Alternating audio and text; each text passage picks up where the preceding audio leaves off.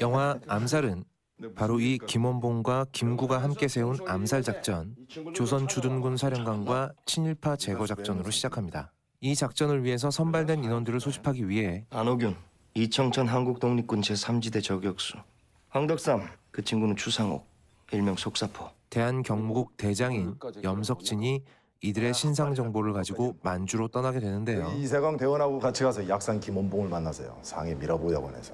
문제는 바로 이 염석진이라는 인물, 사실은 일본 제국의 밀정이었다는 겁니다. 원래는 혼자서 일본인 총독의 암살을 시도할 정도로 열혈 독립투사였던 그는 죽음을 앞에 두고 변절하게 되고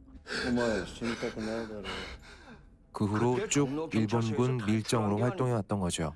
염석진은 일본 경찰과 함께 조선인 살인 청부업자 하와이 피스톨을 찾아와서 암살단을 또 암살해달라고 의뢰하는데 이 조선인 3명은 왜 죽어야 되는 거지? 밀정이지요. 일본 쪽 밀정. 이 하와이 피스톨이라는 인물은 300불만 주면 아무나 죽여준다는디 이 쓰레기 같은 네, 뭐 그렇답니다. 그때 안호균의 어머니가 목숨을 걸고 지켜줬던 독립투사는 떨지 마요. 오늘 밤 내가 데리고 나갈 테니까. 변절해서 일본군의 밀정이 되어 다시 친일파인 아버지에게 이 사실을 낱낱이 고하게 되고 사계에서 암살자 셋을 보냈는데 그중에 한 명이 따님이랑 똑같이 생겼습니다. 자기의 딸이 독립운동가가 돼서 자기를 암살하러 왔다는 말을 듣고 눈이 뒤집혀버린 친일파 강인국은 그녀의 은신처로 들이닥쳐 눈이 제대로 마주치기도 전에 총부터 쏴버리고 맙니다. 얘기 자체가 너무 흥미진진해. 이 장면이 정말 날 죽인다. 압권이었어 정말. 생각지도 못할 그죠? 하지만 강인국이 죽인 건 안호균이 아니라 그녀를 찾아왔던 언니 미치코였습니다. 너무 좋아. 널 만나서 진짜. 복잡하게 꼬였던 이야기는 조금씩 가닥을 찾아갑니다. 안호균은 언니가 죽자 그녀의 행세를 하면서 강인국과 총독을 암살할 계획을 다시 세웁니다. 미치코는 죽기 전에 일본인 육군 대위인 카와구치와 결혼을 하기로 되어 있었는데 바로 그 결혼식 날 강인국과 데라우치 총독을 죽여버린다는 계획이었죠. 신부복의 그 어떤 총잡이 설정 자체가 너무 약간 전전시대 약간 음악성처럼 약간. 맞아요. 여기에 죽었는지 살았는지 몰랐던 속사포도 나타나서 이 거사에 참여하게 되고 영화 내내 안호균과 썸을 타던 하와이 피스톨 또한 이 거사에 힘을 보태게 됩니다. 마침내 결혼식의 그날 속사포가 본인의 별명이 왜 속사포인지를 몸소 증명하고 안호균이 한국 영화사의 길이 남을 멋진 여성 독립투사의 모습으로 적들을 쓸어버리는 가운데 마침내 이들은 친일파 강인국과 데라우치 총독을 제거하는 원래의 임무를 성공시킵니다.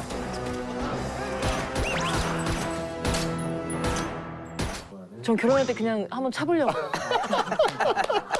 그냥 로망이에요, 로망. 누가 알아주겠냐마는. 역사를 배경으로 상상력을 더한 팩션으로서 이 영화는 잘 설계된 캐릭터들이 흥미진진하게 얽히는 장르 영화로서의 매력과 진짜 역사는 아니지만 보고 있으면 속이 시원해지는 액션 장면들을 통해 대리만족을 전해주는 미덕도 갖추고 있습니다. 연기작 중에 하나인 것 같아요. 되게 복합적이기도 하고. 맞아요. 영화의 마지막 광복이 되고 나서 독립운동에 투신한 이들을 기리는 장면이라든지 최수봉, 나석주, 황덕삼, 추상옥. 참 명줄도 길게 카멜레온처럼 살아남아서 내 몸속에 명장면. 일본 놈들의 총알이 여기에 또 다 설득되잖아요. 우리 어떻게 저 장면 저 배마저 똑같은 못되게 재판 장면이 나옵니다.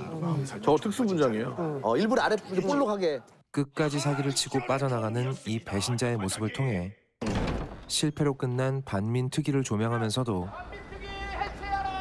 진짜 주인공인 안호균의 손으로 직접 처단하는 장면으로 아주 확실한 마무리를 해주고 있습니다. 왜 동지를 팔았나? 몰랐으니까. 해방될지 몰랐으니까. 끝내 제명에 못 죽고 쓰러지는 꼴을 보면서 개운한 기분으로 감상을 마무리할 수 있게 되죠. 저런 면에서 약간 후련함을 좀. 무거운 소재를 재미있게 풀면서도 진지한 시선을 놓치지 않는 흥행 영화의 정석, 암살이었습니다. 너무 잘 쓰러지셨어. 천만 괜히 천만이 아니네. 염석진 내 마지막 장면에서 왜 동지를 팔았나? 해방될지 몰랐으니까. 얼른 그렇겠나? 그런 얘기 하잖아요. 광복될 줄 알았냐고. 그렇죠. 맞아. 내가 알아. 정답이에요. 그게 정답. 밀정이나 암살에서 다 통하는 주제인 것 같아요. 그 이제 친일파라든지 이렇게 탄압했던 세력들의 하나의 변명? 근데 그게 30년대 선생님 말씀 들어보니까 더 현혹돼서 뭐 블랙홀 같은 느낌이 들었을 것 같아요. 한편으로는. 변절자. 변절자. 네. 변절자. 그 밀정의 변절자가 있고 암살의 변절자가 있죠. 문득 저런 영화나 소설을 읽을 때마다 나라면 어쩔까?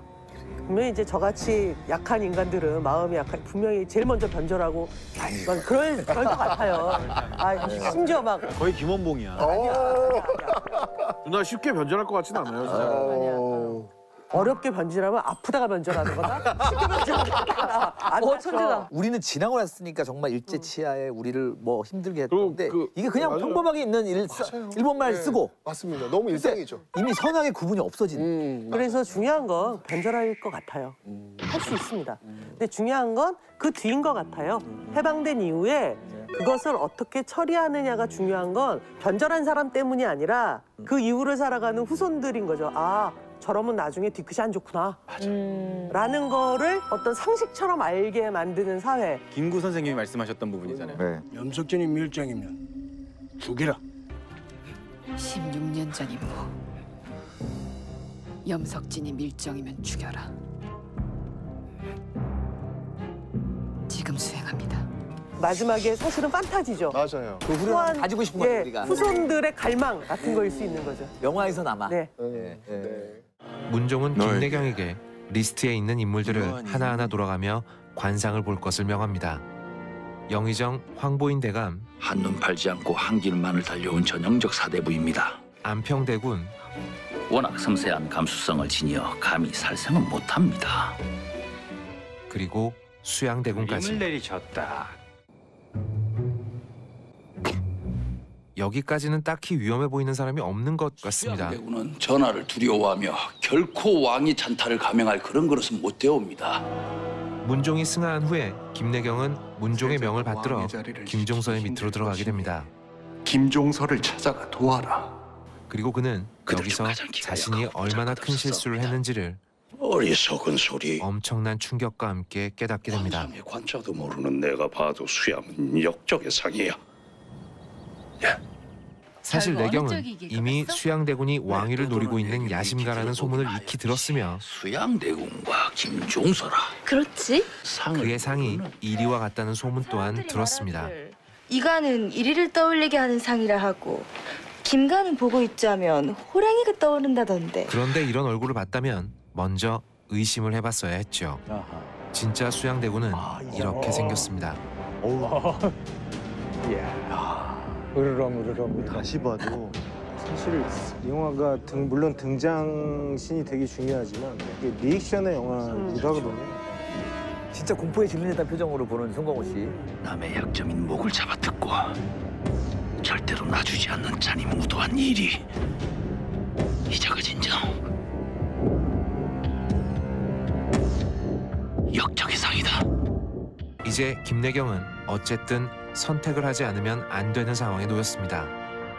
대의 명분을 쥐고 있는 김종서의 편에 서서 수양대군을 상대하거나 방해가 되는 사람은 눈 하나 깜짝하지 않고 죽여버리는 냉혹하고 잔인한 수양대군이 왕이 되는 걸 돕거나 말이죠. 내가 왕이 될 상인가? 아, 명대사죠. 그리고 그는 모든 걸 잃더라도 이것만은 지키고 싶었던 마지막 희망인 제발 살려주십시오. 대군 나으리. 그의 아들마저 눈앞에서 잃고 맙니다. 아들 진영의 팔자는 정확하게 그가 읽은 그대로였던 겁니다. 공부하지 말라고. 네. 공부하지 말라고 어렸을 때부터 초반부터 얘기하죠. 그니까요.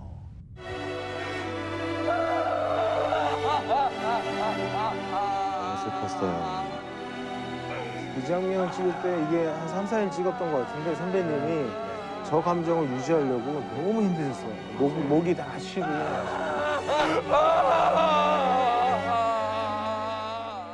세월이 흐른 후 조정의 실권을 한 손에 쥔 권력자 한명회와 선생 같은 사람이 여기 이렇게 있는 것이 나는 좀 아깝소. 초야에 묻힌 김내경은 다시 만나게 됩니다. 사람의 얼굴을 봤을 뿐 시대의 모습을 보지 못했어. 목숨을 건 싸움에서 승리하고 승리감에 취해 있는 한명회에게 김내경은 이렇게 말을 하죠. 헌데 끝이 좋지 않구려.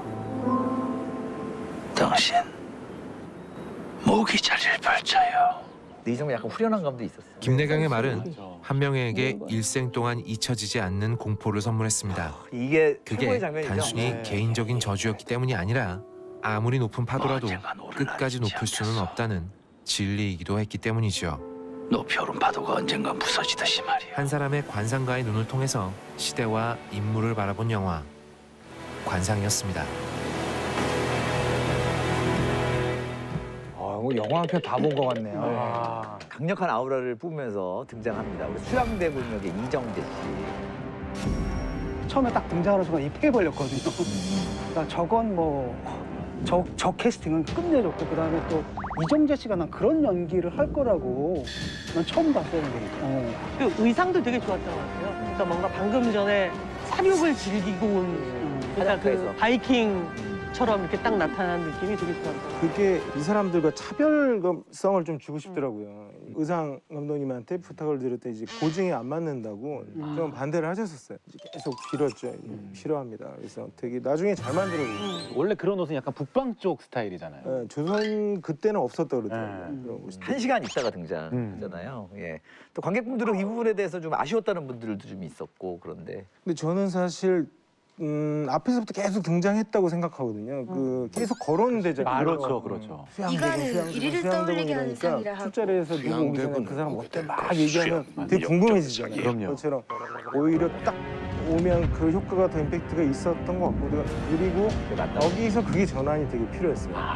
배우분들이 참 대단하신 게 사실 관객분들은 이제 이렇게 배우가 이정재 선배가 오고 그걸 보고 이제 연기를 하는 것 같잖아요. 사실 이게 다 따로 찍은 거거든요. 그래서 서로 없었어요. 정재 선배님은 걸어올 때 강호 선배가 앞에 없었고 그거를 왜냐면 오전에 찍었어요. 이제 해가 좋을 때 등장한 걸 찍고 이제 끝나시고 이제 강호 선배 오셨는데 어떻게 해야 되냐 그러시더라고요. 뭔가 이제 가슴에 송곳을 막 찌르는 그런 고통 같은 느낌을 좀 표현해 줬으면 좋겠다. 사실 이게 되게 추상적인 말이잖아요. 사실 감독들이 이렇거든요. 그냥 머릿속에 있는 사실 배우로서 이런 말 들으면 열받죠. 때리기 살짝 울부듯이 연기. 뭐 어쩌라는 거야. 뭔가 되게 말도 안 되는 디렉팅인데 그냥 아 얘가 이런 소리구나 하면서 이제 툭 했는데 그게 너무 좋았어. 그러니까 이정재 씨 등장하는 걸 안 보고 연기하는 거잖아요. 그렇죠. 전혀 안 보고 그냥 카메라 앞에서. 어떻게 이정재 씨를 아예 처음부터 점 찍으신 거예요? 수양대군 역할로? 저는 이제 수양대군이 되게 야망 있고 되게 잔인한 인물이잖아요. 근데 그런 인물이 좀 더 교양 있고 품이 있어 보이는 분이 캐스팅됐으면 좋겠다고 생각을 했어요. 그래서 정재 선배님한테 좀 드렸는데 놀라셨어요. 그러니까 이렇게 센 걸 나한테 안 주는데 무슨 생각으로 주셨냐. 그래서 이제 그렇게 설명했더니 되게 좋아하셨어요. 최고의 캐스팅이에요. 그러게 너무 미남이어서 이 상처는 일부러 좀 확실히 넣으신 거예요? 그러니까 이렇게 너무 말끔하신 거예요. 잘생기고. 그래서 아 선생님 이거 혹시 뭐 위협적인 거 하나 들어가도 될까요? 그러니까 해보자고. 그래서 본전을 얻더니 스카페이스잖아요. 되게 좋아. 그러니까 이게 있어가지고. 이정재 씨 같은 경우 이제 영모의 상으로 만들기 위해서 미간에 점 3개를 찍잖아요. 잠들었을 때. 관상학적으로 실제로 그런 이야기가 있는 건가요? 그 이마가 권력을 좀 상징한다고 하더라고요. 그래서 이 점의 어떤 모양 이런 것들이 그게 영모를 뜻하는 거라는 고증은 있어요. 중국 서에 그 장면을 수술 장면을 이제 하루 종일 이제 찍었는데 이제 아무래도 정재 선배님이 이제 거의 끝에만 일어나면 되는 장면이잖아요. 그러니까 이제 주무시더라고요 중간에. 그러니까 원래 가만히 있어야 되는 장면이니까 살짝 근데 이게 주무시면서도 연기를 살짝 뒤척이면서 하셔서 이게 주무시는 건지 연기를 하시는 건지 알 수 없었어요.